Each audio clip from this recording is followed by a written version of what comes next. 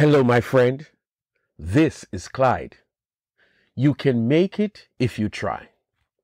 Let us jump right into our conversation because I know you don't have a lot of time. I want us to talk about three men whose stories provide us with powerful lessons. David was a great man. David was a good man. David was a man who wrestled with sin. We all know the big sin that David committed. One year when David should have gone to war with the military guys, he stayed home. Nothing's wrong with that, right? One evening he went for a stroll on the roof of the palace and he saw, David did not see sin. He saw opportunity and he fell for it. David used his position as king to yield to the temptation that Satan had set in his way. We all can say, if David had gone to war, if David had stayed downstairs, if David had gone back downstairs and forgot what he saw, if. Isn't that what happens when we sin?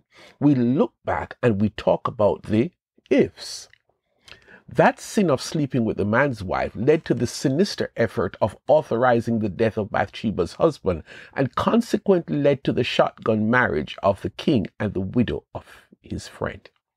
But David is not on trial here because there are some of us who are certain in our minds that that would never happen to me. Good for you. There are others who can identify with David, and this is where redemption comes in. Psalm 51 was David's signature moment. He confessed.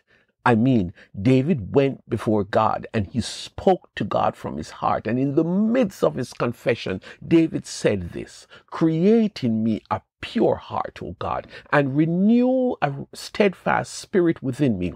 Do not cast me from your presence or take your Holy Spirit from me. Restore to me the joy of your salvation and grant me a willing heart to sustain me." Psalm 51 verses 10 to 12. Have you committed a sin lately? Learn from David how to deal with it and move on in victory. We never read anywhere else that David committed the sin of adultery after that. We come to our second guy. His name is Judas. Now, Judas is like many of us, or maybe a few of us. Judas was part of Jesus' crew. He was a disciple. And as much as he was so close to Jesus, this man struggled with sin related to money. But here's the real issue. Hold it right there. And let us introduce an important principle that we all need to be aware of. In John 10, Jesus spoke about the thief who does not enter the sheep pen through the gate. Rather, he climbs over the wall. Why? Because he simply comes to steal, kill, and to destroy. If you consider that reality, you will realize that a thief is not one to give up. He will keep trying until he gets in. I believe that for 3 years that Judas was with Jesus, he wrestled with the money, sin. Satan tried over and over and over again, and listen to this.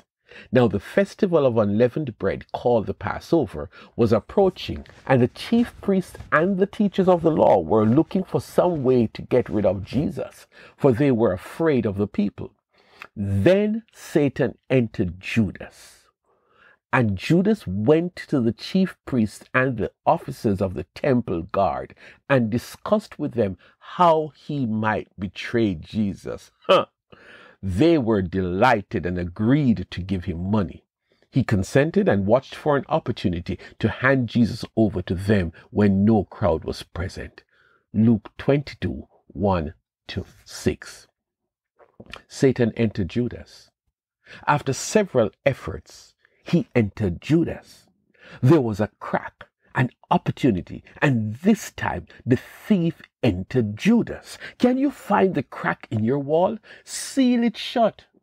So the first step towards the downfall was Satan entered and he got Judas to put things in motion. And look at the incentive. They agreed to give him money. Every sin presents itself with an incentive. What does someone have to agree to give you in order for you to commit that sin that you struggle with? And then on the night when they celebrated the Passover, while the guys were trying to make sense of Jesus' washing their feet and the solemnity of the occasion, it happened again. The Bible said that as soon as Judas took the bread, Satan entered into him. John 13, verse 27. Satan found the opening, and the second time he entered. After this, you are going to close up that opening, my friend. Then we turn to Jesus. Jesus, full of the Holy Spirit, left the Jordan and was led by the Spirit into the wilderness, where for 40 days he was tempted by the devil. Luke 4, verses 1 to 2. Jesus was led by the Spirit into the wilderness for a 40-day fast. Satan saw an opportunity and he invaded Jesus' space and time, hoping that by distracting him, hoping that by catching Jesus on his own, he would succeed in getting Jesus to sin. He did not succeed, and in fact, the story ended on a victorious note, but a note of possibility. When the devil had finished all this tempting, he left him until an opportune time. Luke 4 and verse 14. In other words, Jesus, I did not get you this time, but I am coming back. Classical strategy of Satan. Here is hope, my friend. You don't have to be a slave to sexual sin. You don't have to tell another lie. You don't have to fall into the sin of malice or any other sin for that matter over and over again. Since the children have flesh and blood, he too shared in their humanity, so that by his death he might break the power of him who holds the power of death, that is the devil, and free those who all their lives were held in slavery by their fear of death. For surely it is not angels he helps, but Abraham's descendants. For this reason he had to be made like them, fully human in every way, in order that he might become a merciful and faithful high priest in service to God, and that he might make atonement for the sins of the people. Because he himself suffered when he was tempted, he is able to help those who are being tempted. Hebrews 2 verses 14 to 18. Jesus walked the same road as David and Judas and me and you. Jesus is very familiar with temptation, but he did not sin, and he is now available to deal with us, not from a place of harshness, but from a place of mercy.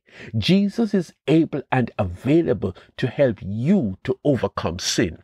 Jesus can help the Davids among us not to once again commit the sin of adultery or whatever sin you wrestle with. Jesus walked the road we walked, and he empathizes with you and me when we face our temptations. But because he is well aware of the problem, he stands always ready to respond to you and me when we take our problems to the throne of grace to find mercy and grace in those moments. David did it and was able to be victorious. You too can make it if you try.